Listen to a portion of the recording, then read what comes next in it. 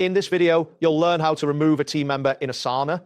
By following these steps, you will ensure that your team remains organized and that access is managed properly. This process is straightforward but requires administrative permissions to execute successfully. Begin by navigating to the AsanA website and signing in with your admin or owner account credentials. Once logged in, look for the workspace or team that you wish to manage. It is essential to have the appropriate permissions, as member management is restricted based on user roles.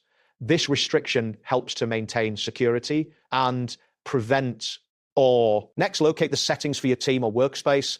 This can typically be found in the sidebar menu, where you should see an option labeled Team Settings or Workspace Settings. Click on this option to access the Member Management section.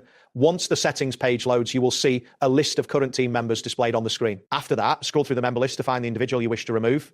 Their name should be clearly displayed along with their role within the team. Once you have identified the correct person, look for a button or link that says Remove or Deactivate. Click on this option to initiate the removal process. A confirmation prompt may appear requesting that you verify your decision to remove the team member. Upon confirming the action, the team member's access will be revoked immediately.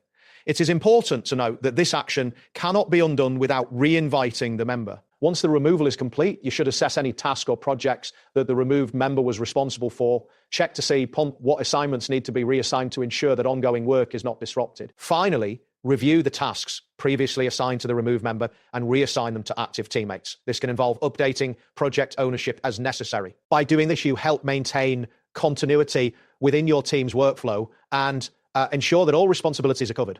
Once you've made the necessary adjustments, your team will be better positioned to move forward without any gaps in task management. That wraps up today's guide. Thanks for watching and catch you in the next tutorial.